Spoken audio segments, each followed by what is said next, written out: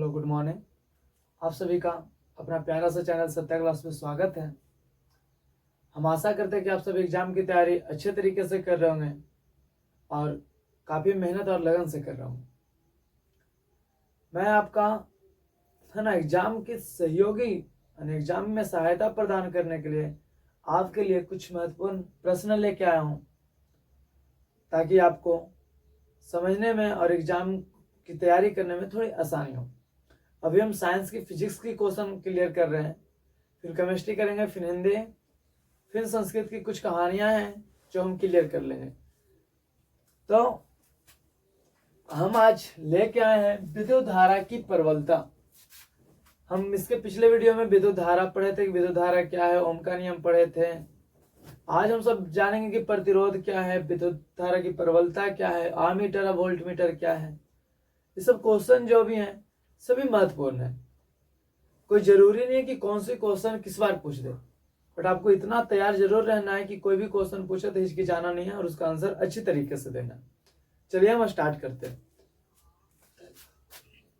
मेरा प्रश्न है आज की विद्युत धारा की प्रबलता क्या है। कल हम विद्युत धारा की चर्चा किया था कि विद्युत धारा का मतलब आवेश की प्रवाह। आज उसी चीज की प्रबलता के बारे में, उसकी क्षमता के बारे में पूछा जा रहा है कि क्षमता उसकी क्या है, कैसे समझेंगे। तो मान लेते हैं हमारे पास एक वायर है, मान लेते हैं हमारे पास एक वायर है, ये रहा हमारी वायर। अब इससे आवेश जा रही है, इधर से हमने आवेश दिया तो इधर से आवेश निकलेंगे, आवेश निकल रहे हैं, मान लो इधर से गए और इधर निकल रहे, आवेश गए। मेन इंपॉर्टेंट है यहाँ इस तार, चालक तार के क्षेत्रफल। ये चालक तार का जो क्षेत्रफल है, 1 सेकंड में कितना आवेश निकालने की क्षमता रखता है, वही होती है विद्युत धारा की प्रबलता। अगर 1 सेकंड में यह 10 कूलम निकालता है, 10 कूलम आवेश निकालता है 1 सेकंड में, हम कल इसका फॉर्मूला दिया था ना, फॉर्मूला है सूत्र कि विद्युत धारा क्या होता है, आवेश बटा समय। तो ये इस क्षेत्रफल से यानी इस मोटाई से, तार की मोटाई से, क्षेत्रफल से जिसे हम कहते हैं, तार के अनुप्रस्थ काट का मतलब है इसका क्षेत्रफल, ये क्षेत्रफल। तो इसके क्षेत्रफल से 1 सेकंड में इकाई समय में जितना आवेश निकालने की क्षमता है वह उतनी प्रबलता वाले चालक तार कहलाएगी। तो हम कूलम बाय सेकंड को क्या बोलते थे, एम्पियर। ये कितना हुआ 10, ये 10 एम्पियर क्षमता वाली है। अगर कोई 1 सेकंड में 20 कूलम आवेश निकाल रही है तो वो 20 एम्पियर की क्षमता वाली चालक तार है। तो बहुत सिंपल है कि किसी चालक के अनुप्रस्थ काट से एक इकाई समय में जितना आवेश निकालने की उसकी क्षमता है वही क्या कहलाते हैं, उस चालक की प्रबलता, विद्युत धारा की प्रबलता। तो लिखा गया है कि किसी चालक के अनुप्रस्थ काट से इकाई समय में निकलने वाले आवेश की मात्रा पे डिपेंड कर रहा है। जैसे हम मान लेते हैं कि हम सब डिलीवरी पाइप जो देखें, जो इससे हम पानी सिंचाई करते हैं खेत की, कोई 3 इंची, कोई 4 इंची, कोई 5 इंची होते हैं।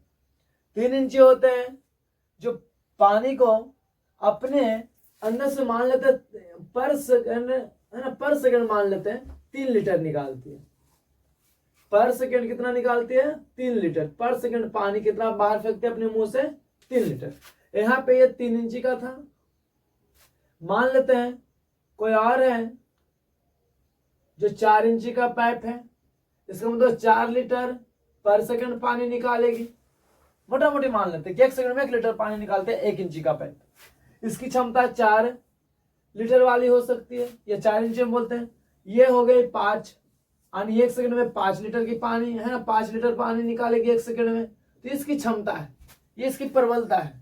उसी तरीके से यहाँ तार की, तो तार में क्या जाएगा, आवेश। तो हाँ, तो आवेश ही निकलेंगे। इस जिसे हम कहते हैं ना पाइप का मुंह जो है यहाँ पे अनुप्रस्थ काट का क्षेत्रफल हम जिसे कहेंगे। तो पाइप के मुंह से जितना निकालने की क्षमता है 1 सेकंड, मानी 1 सेकंड में जितना वो पानी निकाल सकता है उसकी क्या है, प्रबलता है, क्षमता है। तो अपने मुंह, है ना, अपनी एरिया से, अपने क्षेत्रफल से, वो जो सर्कल, वृत्ताकार जो सर्कल है, उससे जितना पानी निकाल सकता है वो उसकी क्या होती है, क्षमता।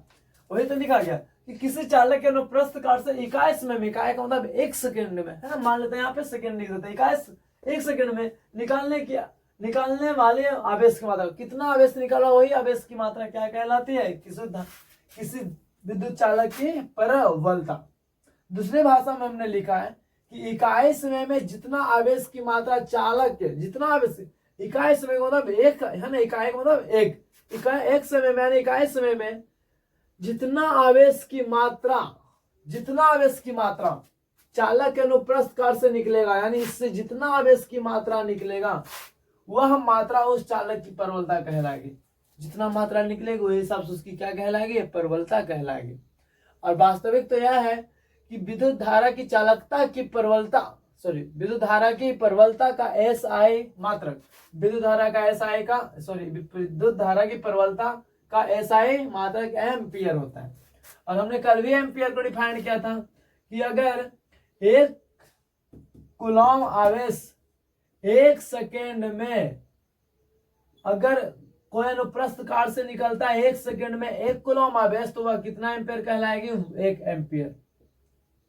तो अगर एम्पियर की परिभाषा पूछे तब क्या कहेंगे। अब चालक तार के अनुप्रस्थ काट का क्षेत्रफल के बारे में पढ़े हम कि अगर किसी चालक तार के अनुप्रस्थ काट के क्षेत्रफल से एक सेकेंड में अगर 1 कूलॉम आवेश निकलती है, इस धारा की परवलता क्या इस चालक की परवलता क्या कहलाएगी, 1 एम्पियर। 1 एम्पियर।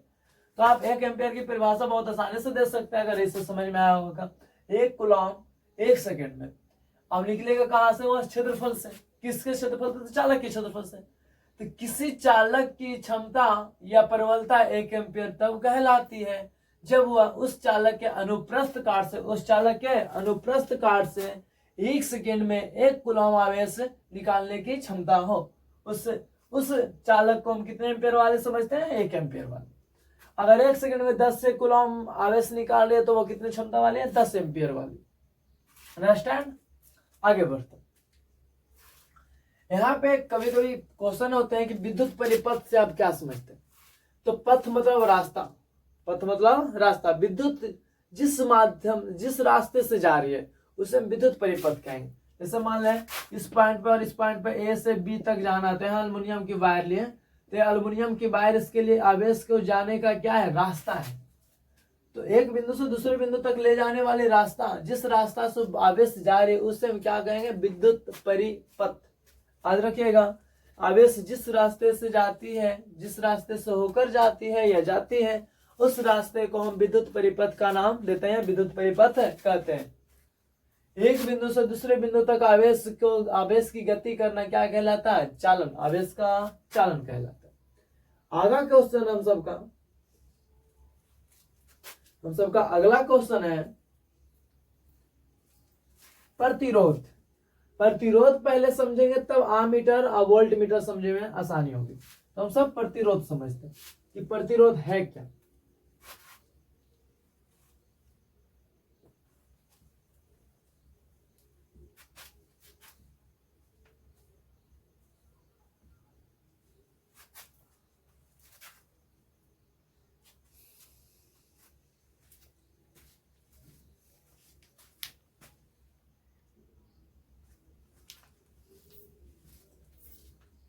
हम सबका क्वेश्चन है प्रतिरोध क्या है।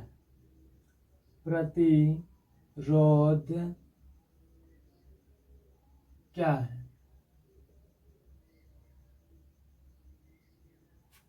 हम सब प्रतिरोध के बारे में जाने कि प्रतिरोध है क्या। लिखते हैं, स्टार्ट करते हैं हम। लिख लेते हैं फिर समझाते हैं। प्रतिरोध एक प्रकार का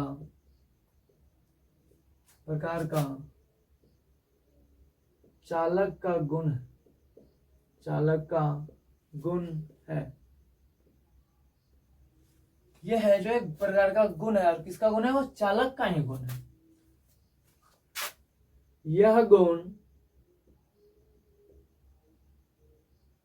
चालक का यह गुण ज्यादा अच्छा होगा, है ना, लिखना ज्यादा अच्छा होगा समझाने के लिए। चालक का यह गुण चालक के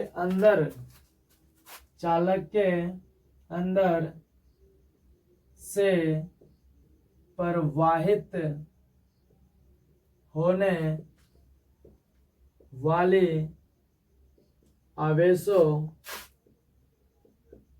आवेशों की गति का विरोध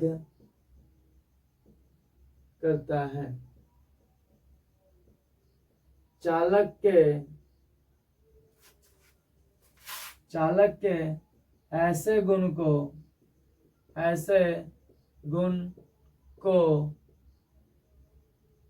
चालक का प्रतिरोध कहा जाता है। चालक का प्रतिरोध कहा जाता है। रेजिस्टेंस प्रतिरोध कहा जाता है। हाँ, याद रखनी है आपको, तो ऐसे याद रखते हैं नोट में कि प्रतिरोध को मुख्यतः क्या कहें, दर्शाया तो उससे जाता है। प्रतिरोध को R से सूचित किया जाता है, सूचित किया जाता है। अगला नोट में पढ़ लेते हैं हम सब जानकारी के लिए कि प्रतिरोध का SI मात्रक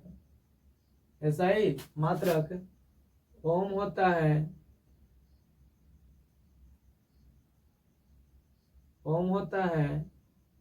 इसे हम ओम पढ़ते हैं। ओम होता है। ये आपके प्रतिरोध है। प्रतिरोध किन किन चीजों पर निर्भर करता है वो भी समझाएंगे हम, इसी के साथ साथ समझा देंगे, ताकि अगर क्वेश्चन पूछे भी कि प्रतिरोध किन किन बातों पर निर्भर करती है, तो हाँ ऑब्जेक्टिव भी और सब्जेक्टिव भी तैयार हो जाएंगे। समझते हैं कि प्रतिरोध है क्या। पहले आप प्रतिरोध समझिए बढ़िया से। अगर प्रतिरोध समझ में आ गई तो हम ऑटोमेटिक है कि हम पता कर लेंगे किन किन बातों पर वो निर्भर कर रहा है। हमारा है कि प्रतिरोध, और हमने लिखा है प्रतिरोध एक प्रकार का गुण है। देखिए हमने आपके सामने लिखा कि प्रतिरोध एक प्रकार का क्या है, गुण है। किसका गुण है, तो चालक का गुण है। अगर किसी चालक का गुण है, आप सोचिए, मान लेते हैं ये कंडक्टर है, ये कंडक्टर नहीं है, हालांकि प्लास्टिक है तो ये नॉन कंडक्टर है। मान लेते हैं कि वायर है हमारे पास, और हमने इधर से आवेश दिया, यानी करंट का एक सिरा इधर और एक इधर से दूसरे सिरा को जोड़ा, तो हमने देखा कि इसमें करंट पार ही नहीं हो। और मान लेते ये चालक है, तो ये करंट पार हो रही है, इसके अंदर से इलेक्ट्रॉन जा रहे। बट इलेक्ट्रॉन यहां, मान लेते हैं यहां जो है 30 की रफ्तार से आई थी, और जैसे एंट्री यहाँ की, यहाँ पे देखा गया कि इसका स्पीड जो है ना कम गया, यहाँ हो गया 28, 27, 26, 25 की रफ्तार से निकली। इसका मतलब है कि इसके अंदर कोई ऐसा चीज है जो इसे रोक रहा है। इसके अंदर, चालक के अंदर कोई ऐसा चीज है, कोई ऐसा गुण जरूर है जो उस आवेश जो गति कर रही थी, जितने स्पीड से जा रही थी, उसके गति का विरोध कर रही थी वो। तो साइंटिस्टों ने बताया कि चालक के अंदर ही वह गुण पाया जाता है, वो चालक के अंदर ही है, जिससे हम इसका स्पीड अगर कम कर रहा है तो अंदर कोई चीज, कोई कण जरूर है, कोई गुण जरूर है जो इसे क्या कर रहा है ना, इसके गति का क्या कर रहा है, विरोध कर रहा है, इसका गति का स्लो कर रहा है। तब उन्होंने, साइंटिस्टों ने नाम दिया कि वह चालक का ही गुण है, हम उसे यहाँ से प्रतिरोध कहेंगे। तो इसके अंदर है, अब इससे हमारा भी एग्जाम्पल दिए थे इसके पहले कि जैसे हवा चलेगी तो हवा क्या है, और हमारा विरोध उत्पन्न करेगी। जा रहे हैं 30 की रफ्तार से, अगर हवा तेज है तो हमें स्पीड कम कर देगी, तो हमारी गति का जो विरोध करे उसे प्रतिरोध कहते हैं। तो यही चीज यहाँ लिखा गया कि प्रतिरोध एक प्रकार का चालक का ही गुण है। वह कैसा गुण है, तो चालक का यह गुण, चालक के ऐसे गुण को, चालक का यह गुण चालक के अंदर से प्रवाहित होने वाले। अब चालक के अंदर से प्रवाहित होने वाले कौन प्रवाहित होगी, तो आवेश प्रवाहित होगी। और आवेश की किसकी विरोध करेगा, आवेश को विरोध नहीं करेगा। ये अगर कोई लिखे आवेशों का विरोध करता तो वो गलत है। आवेश का अगर विरोध करता तो क्या आवेश जाते, आवेश तो अगर आवेश का विरोध कर रहा है तो वो तो इधर ही रुक जाते हैं। आवेश की गति का विरोध कर रहा है, नहीं गति जाने दे रहा है, बट जितना स्पीड में जाना चाहिए एक बार में इलेक्ट्रॉन निकलना चाहिए उतना इलेक्ट्रॉन निकलने नहीं दे रहा है, उसकी गति का विरोध कर रहा है वो। तो हम लिखेंगे आवेश की गति का विरोध करता है। चालक के ऐसे गुण को चालक का प्रतिरोध कहा जाता है। अगर चालक के गति का अगर वह चालक कोई ऐसा चालक है जो इतना प्रतिरोध है, जैसे मान लो ये प्लास्टिक है, इसका प्रतिरोध इतना ज्यादा है कि यहां से करंट यहां भी नहीं जाएंगे, इसका मतलब इलेक्ट्रॉन की गति होने ही नहीं दे रहा है। बोला नहीं, चाहे कुछ भी हो जाए, हम प्रतिरोध की मान इतना ही ज्यादा उसमें इतना ज्यादा है कि हमें आगे बढ़ने नहीं दे रहा, हवा इतना तेज है कि हमें बोर्ड से चिपका रखा है, हम कितना भी कोशिश करें जाने की नहीं हो पा रहा। इसका मतलब हुआ कि प्रतिरोध क्या है, एक प्रकार का गुण है। वह गुण किसका है, तो चालकीय के गुण है। तो कभी कभी ऑब्जेक्टिव में पूछते हैं प्रतिरोध क्या है, तो प्रतिरोध एक चालकीय गुण है, चालक का गुण है। चालक का क्या है, गुण है। चालक का वह गुण कैसा गुण है, तो वैसा गुण है जो अंदर से प्रवाहित होने वाले आवेशों की गति का विरोध करता है। इंपॉर्टेंट है, आवेश की गति का विरोध करता है। उससे ऐसे गुण को क्या बोलते हैं, चालक का प्रतिरोध। अब प्रतिरोध का मीनिंग होता है रेजिस्टेंस। पहला है ना, पहला वर्ड क्या है इसका, आर, इसलिए इसका क्या कहते हैं हम, आर से सूचित करते हैं। और इसका एसआई मात्रक क्या होता है, ओम। इसका एसआई मात्रक ओम होता है। हम ओम के नियम में पढ़े थे, ओम के नियम से ही आया है कि आई समानुपाती भी, तो I is equal to V upon R. यहां से अगर आर निकालना चाहें तो वी बटा आई। अगर आर को लिखें, इसका एसआई मात्रक की प्रतिरोध का एसआई मात्रक ओम होता है, तो वोल्ट का विभव का विभव आना एम्पियर, ये ओम बराबर वोल्ट बाई एम्पियर होता है, वोल्ट बाई एम्पियर। तो इसका मतलब हुआ कि प्रतिरोध का एसआई मात्रक क्या होता है, ओम होता है। यहीं पे एक नया चीज जुड़ता है हम सबका, प्रतिरोधकता। प्रतिरोधकता वह भी एक चालक का गुण ही है। प्रतिरोध भी गुण है, प्रतिरोधकता भी गुण है। अब प्रतिरोधक, प्रतिरोध, प्रतिरोधक, प्रतिरोधकता, ये तीनों चीज अलग अलग है। प्रतिरोध जो है वो आवेश की प्रवाह को गति का है ना, आवेश की गति को विरोध कर ही रहा है। प्रतिरोधक एक यंत्र है, मशीन है। और प्रतिरोधकता एक गुण है। प्रतिरोधकता भी एक तरीका का क्या है, गुण है। उसे हम कब समझेंगे, जब इसके जब ये जान लेंगे कि प्रतिरोध किन किन बातों पर निर्भर करता है, उस समय प्रतिरोधकता को समझेंगे कि प्रतिरोधकता है क्या। तो हम आगे चलते हैं प्रतिरोध के बाद कि प्रतिरोध किन किन बातों पर निर्भर करती है।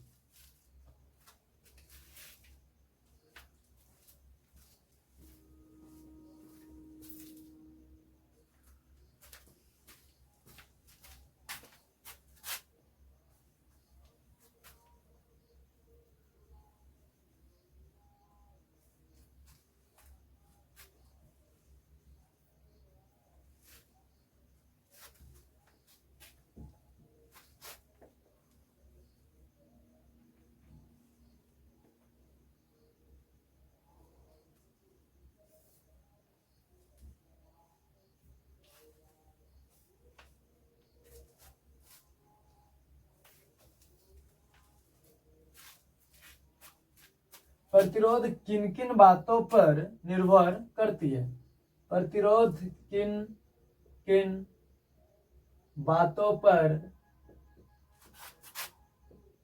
निर्भर करती है, ये हम सबका प्रश्न रहा कि प्रतिरोध जो किन किन बातों पर निर्भर करती है।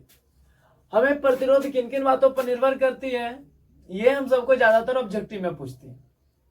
बिहार बोर्ड सब्जेक्टिव में ये सब क्वेश्चन बहुत कम डालती है। बिहार बोर्ड क्वेश्चन अच्छे ऑब्जेक्टिव में ही यूज कर लेते हैं।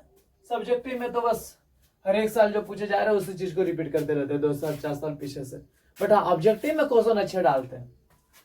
ऑब्जेक्टिव का लेवल बिहार बोर्ड का अच्छा है। अब किन किन बातों पर निर्भर करता है वो समझते हैं। पहला है कि प्रतिरोध चालक की लंबाई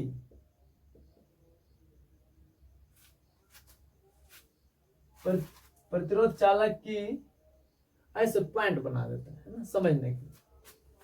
प्रतिरोध चालक की पहला लंबाई पर, दूसरा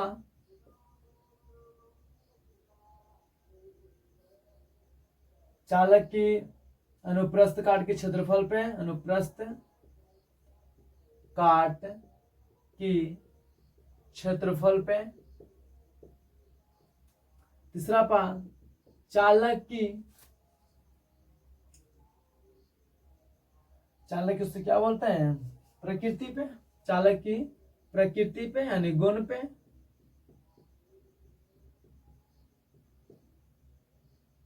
चौथा इंपॉर्टेंट पॉइंट है चालक की नहीं, बस ये तापमान पे, चालक की तापमान नहीं, तापमान पर सिर्फ डिपेंड करती है। कैसे जो, अब इसका रिलेशन कैसे कैसे वो समझते। मुख्य रूप से प्रतिरोध से 4 चीजों पे ज्यादा निर्भर करती है। पहला लंबाई पे, तार कितना लंबा है। दूसरा मोटाई पे कि तार कितना मोटा है। तीसरा हुआ किस चीज का तार है, उसके है ना चालक की प्रकृति पे डिपेंड करती है। तांबा का है, एल्युमिनियम का है तो अलग प्रतिरोध होगी, कॉपर का है तो अलग होगी, लोहा का है तो अलग होगी, सोना चांदी का है तो अलग होगी। तो प्रतिरोध चालक की प्रकृति पर निर्भर करता है, आपका नेचर पर भी निर्भर करता है। अब चौथा है तापमान, तापमान पर भी निर्भर करता है। अगर ज्यादा हीट हो गया तो प्रतिरोध क्या होगा, ज्यादा हीट हो गया तो प्रतिरोध क्या होगा, ये भी डिपेंड करती है। समझते हैं इसका रिलेशन, समझते हैं। सबसे पहला रिलेशन हम सबका है कि चालक का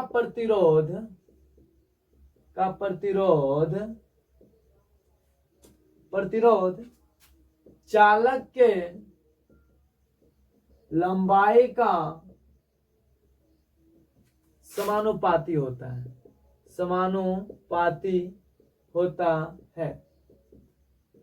पहला रिलेशन हम सबका होना कि आर जो है समानुपाती किसके, लंबाई का, पहला रिलेशन। यानी अगर लंबाई बढ़ाते जाए, कब, यहां लिखना जरूरी है, ये तब है जब तार की प्रकृति एवं मोटाई नियत हो। ऐसा नहीं कि तार बढ़ाते जा रहे हैं और मोटाई घटाते जा रहे हैं, तार को चेंज कर दिया, दूसरा तार को लिए। अगर एक तार को लिए, अगर लंबाई है ना, लंबाई उसकी बढ़ाते जा रहे, खींचते जा रहे, तब ऐसा नहीं कि एक तार इतना को लाए और एक दूसरा को ले आए, और कोई पतला है ना कम प्रतिरोध का ले आए, हम बोले इससे भी तो इतना ही, पर इससे तो और करंट ज्यादा जाता। ऐसा नहीं है। जिस तार को आपने लिया, जैसे मान लें हमने कॉपर वायर लिया है, तो कॉपर वायर जितना मोटा लिया है उतना मोटा रहना चाहिए, और वो कॉपर का वायर ही होना चाहिए। अब छोटे छोटे टुकड़े कॉपर का वायर लीजिए, फिर धीरे धीरे बढ़ा लीजिए, उसका प्रतिरोधकता जो है, जो गुण है अभी भी समझाएंगे, प्रतिरोधकता गुण जो है वो तांबा का एक होता है, निश्चित होता है, कॉपर है ना, एल्युमिनियम का निश्चित होता है, सोना का निश्चित होता है। तो प्रतिरोधकता एक ऐसा गुण है जो निश्चित है किसी वायर का। परंतु अगर मोटाई सेम है और हम लंबाई को बढ़ाते जा रहे हैं, इतना है ना, इतना छोटा, मान लें एल्युमिनियम का वायर लिए, एक इतना बड़ा टुकड़ा लिए, एक और बड़ा टुकड़ा लिए, ये भी एल्युमिनियम का है, ये भी एल्युमिनियम का है, मोटाई भी सेम है, और एक ये और लिए, इसका भी ये लिए, और लंबा ले लिया हम, ये भी एल्युमिनियम का है बट इसका मोटाई भी सेम है, मोटाई सबका सेम है। तब अगर मान लीजिए R1, ये R2, ये R3, तो सबसे ज्यादा R3 बड़ा होगा, फिर R2 बड़ा होगा, फिर R1 बड़ा होगा प्रतिरोध में। चालक की लंबाई जैसे जैसे बढ़ेगी वैसे वैसे प्रतिरोध की भी मान क्या होगी, बढ़ेगी। कब, जब तार की प्रकृति और मोटाई नियत होनी चाहिए, कांस्टेंट होनी चाहिए, आप बदल नहीं सकते। अगर बदलेंगे तो कुछ और ही होगी कंडीशन। तो ऐसा नहीं कि निर्भर कर रही है भाई तो हर कुछ भी बदल के एक ही साथ में ले आए, नहीं। अगर किसी चीज की प्रतिरोध, किसी चालक की एक खास चालक लिए हैं, तब ऐसा गुण देखने को आपको मिलेगी। तो हम जितना लंबा तार लेंगे उतना उसमें करंट कम पास होगी, क्योंकि प्रतिरोध जहां ज्यादा होगा, क्या बोला, जितना लंबा तार होगा उतना ही प्रतिरोध ज्यादा होगा। लंबाई बढ़ा रहा है प्रतिरोध बढ़ रहा है, लंबाई बढ़ा रहा है प्रतिरोध बढ़ रहा है। इसका मतलब हुआ, इससे आप सिंपल सोचिए कि हम खेत पटाने गए और खेत पटाने में एक बोरिंग के 10 कदम के बाद पानी गिर रहा है, और एक है जो लगभग लगभग लगभग 300 मीटर के बाद पानी गिर रहा है पाइप से। लंबाई उस वही प्रकृति, वही बोरिंग भी वही है, पानी उतना ही देगी, और ना पाइप जो है उसी चीज का बना, उतना लंबा है, उसी कंपनी का है। अब आप ही बताइए, लंबा जाने पे पानी क्या तेज निकलेगी या स्लो निकलेगी, और पास वाले में ज्यादा निकलेगी या कम निकलेगी, है ना। आप नॉर्मली सोच सकते हैं कि पास वाले में ज्यादा पानी निकलेगी, यानी उसका प्रतिरोध कम है, उसे रोकने वाला कम है, उसका घर्षण कम हो रहा है, उसकी ऊर्जा कम खपत हो रही है, वो तुरंत निकलेगी, तुरंत। एक लंबा जा रहा है, उससे हर जगह पाइप में घर्षण होते जाते, ऊर्जा बर्बाद होते जा रही है, तो वो अंतिम में निकलेगी तो धीरे धीरे गिरेगी। इसका मतलब क्या समझे कि अगर लंबाई बढ़ रहा है तो उसके अंदर का प्रतिरोध जो है हम नहीं जाने देंगे। कहा है ना, जो कह रहा हम आपको उतना रफ्तार में तो हम नहीं जाने देंगे भाई, जितना रफ्तार में यहाँ गिर रहे थे। आप लंबा में जा रहे हैं, आपका प्रतिरोध बढ़ गया है। अगर आपका प्रतिरोध बढ़ गया तो आप हमसे मिलते चलिए, अब मिलते जाने के कारण क्या होता है, प्रतिरोध बढ़ता चला जाता है। प्रतिरोध बढ़ता जाएगा तो आप सोचिए, जिस चालक का प्रतिरोध जितना ज्यादा होगा उसमें करंट उतना कम जाएगा, क्योंकि रोकने वाला ज्यादा है तो निकलेगा कम। तो ज्यादा लंबाई का तार अच्छा नहीं होता है। ज्यादा लंबा आप खींचेगा तो प्रतिरोध उसमें ज्यादा होगा, बिजली बिल ज्यादा खपत होगा, कम ऊर्जा जाएगी, और घर्षण ज्यादा होगी तो ऊर्जा ज्यादा खपत होगी। तो आप समझे कि चालक का प्रतिरोध जो होता है चालक के लंबाई के समानुपाती होता है। कभी कभी ऑब्जेक्टिव में पूछती है कि चालक का प्रतिरोध चालक की लंबाई पर किस तरीके से आधारित है, समानुपाती, व्युत्क्रमानुपाती, दोनों, इनमें से कोई नहीं, तो समानुपाती। हाँ, दूसरा ऑब्जेक्टिव, तार की लंबाई बढ़ाई जाए, वहां पे कंडीशन दे देगी कि तार की प्रकृति और मोटाई कांस्टेंट है, यदि तार की लंबाई बढ़ाई जाए तो क्या प्रभाव पड़ेगा प्रतिरोध में। तो अगर तार की लंबाई बढ़ाई जाए तो प्रतिरोध भी बढ़ जाएगा। अगर ऐसे पूछ दे कि अगर किसी चालक की लंबाई हम बढ़ा रहे हैं, तो क्या होगा आप सोचिए, उसमें करंट का मान क्या होगी, बढ़ेगी, घटेगी, नियत रहेगी, या इनमें से कोई नहीं। आप सोचिए जरा, हम तार की लंबाई बढ़ा रहे हैं, या तार को खींचे या भाई से लंबा हो रहा है। अब आप ही बताइए क्या होगी, अब इसकी मान उसमें ज्यादा जाएगी, कम जाएगी, या नियत रहेगी, कोई चेंज ही नहीं होगी, या इनमें से कोई होगा ही नहीं। आपने नॉर्मल दिमाग लगाया कि तार की लंबाई बढ़ रही है, प्रतिरोध बढ़ रहा है, जहां प्रतिरोध बढ़ रहा है वहां तो आवेश की गति को रोकेगा, यानी वहां पे आवेश की मान कम जाएगी, यानी करंट की मान उस तार में क्या हो जाएगी, वहां निकलने की क्षमता कम हो जाएगी। तो चालक का प्रतिरोध जो होता है चालक की लंबाई का क्या होता है, समानुपाती होता है। अगला चलते हैं कि चालक का प्रतिरोध चालक के क्षेत्रफल सीधे लिख देते हैं, यहाँ पे हटा के। पहले दूसरा पॉइंट है, क्षेत्रफल का व्युत्क्रमानुपाती होता है, व्युत्क्रमानुपाती यानी उल्टा। इसका मतलब हुआ 1/a, नीचे हो गया क्षेत्रफल, या दूसरी भाषा में इसी को लिखता है कि 1 अगर क्षेत्रफल लिखे 1 क्षेत्रफल तो ये समानुपाती है ना, लैंग्वेज है अपनी मैथ की। हम इसे पढ़ते हैं कि प्रतिरोध जो है क्षेत्रफल का व्युत्क्रमानुपाती है। अगर इसी चीज को अगर समानुपाती में पढ़ना है तो हम पढ़ेंगे प्रतिरोध 1 क्षेत्रफल का समानुपाती, क्योंकि 1 क्षेत्रफल जब आपने बोल दिया तो ये तो समानुपाती का चिन्ह है। अब अगर आपने सिर्फ क्षेत्रफल बोला तो भाई नीचे है तो इसे व्युत्क्रमानुपाती पढ़ेगा। अब हम बात करते हैं कि जब तार की प्रकृति है वो मोटाई नहीं, अब लंबाई को कांस्टेंट कर देते हैं, लंबाई को भी कांस्टेंट कर देते हैं। भाई ताप भी कांस्टेंट है, मान के चलते हैं ताप भी कांस्टेंट है। अब सोचिए क्षेत्रफल का मतलब क्या हो रहा है, मोटाई। यहाँ पे सिंपल भाषा में क्या कर रहे हैं, मोटाई। अगर मोटाई जितना बढ़ाएंगे उतना इसका मान क्या होगा, घटेगा, और जितना ये कम रहेगा उतना ये बढ़ जाएगा।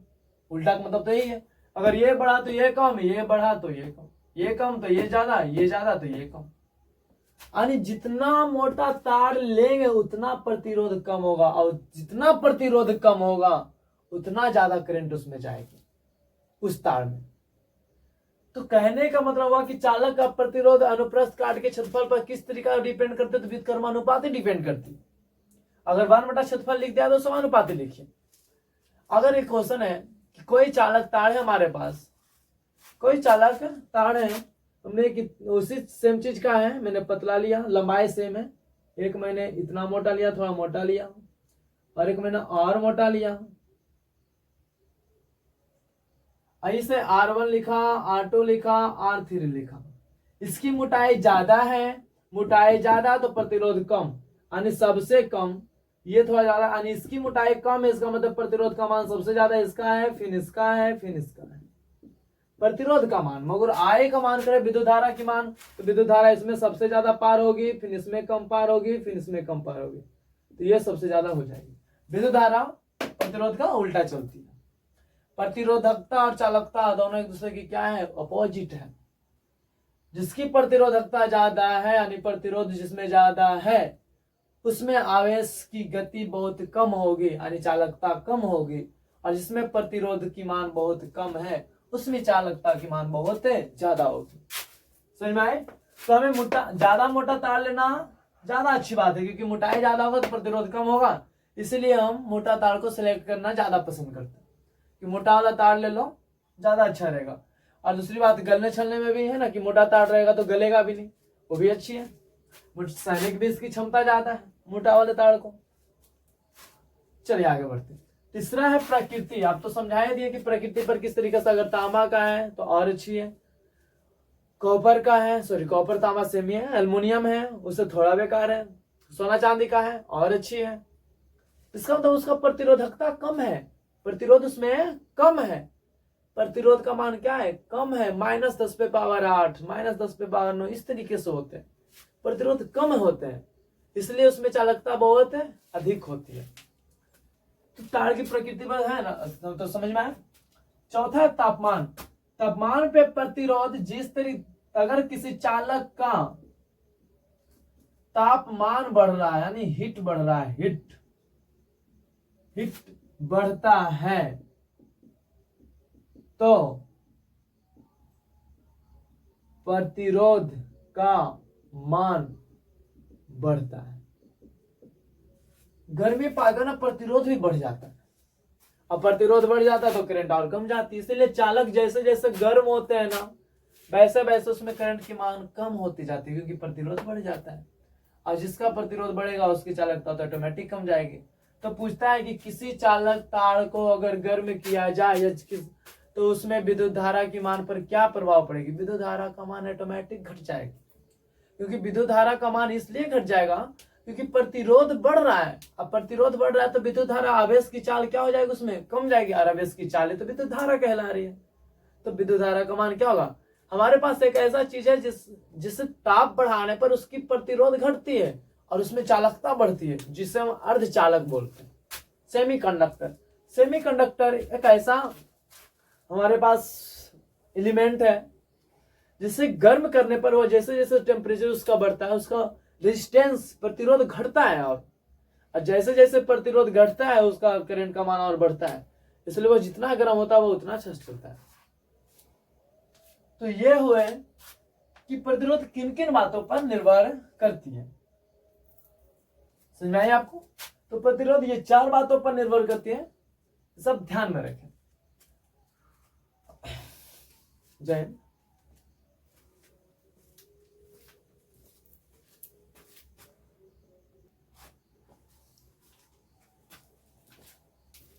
कल हम सब कुछ और क्वेश्चन देखते हैं कि आमीटर वोल्ट मीटर क्या है।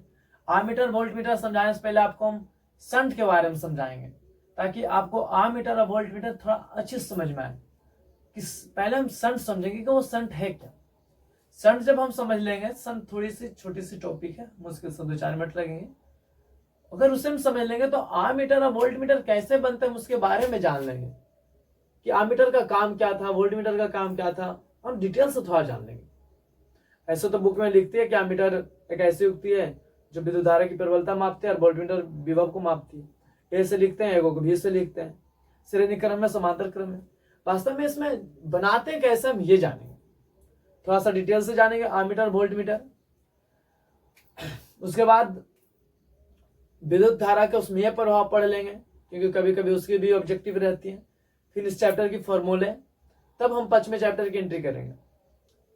फिर विद्युत धारा का जब उष्मा प्रभाव पढ़ेंगे, फिर चुंबक का प्रभाव पढ़ेंगे कि विद्युत धारा से चुंबक कैसे उत्पन्न हो रहा है। पहले उष्मा जान लें कि उष्मा कैसे उत्पन्न हो रहा है, तब हम जाके चुंबक की प्रभाव पढ़ेंगे। तब तक आप सब बहुत अच्छे तरीके से तैयारी करें और मेहनत करें, हम आपके साथ बने रहेंगे। आप भी हमारे साथ बने रहें। आपका प्यारा सा चैनल सत्या क्लासेज आपके सहयोग करता रहेगा, और आप भाई को थोड़ा लाइक और सब्सक्राइब करते रहें, अपने दोस्तों के साथ शेयर करें। अगर आपको बात समझ में आ रही है तो अपने दोस्तों के साथ भी शेयर करें, नहीं समझ में आ रही है तो शेयर ना करें। धन्यवाद, थैंक यू, जय हिंद।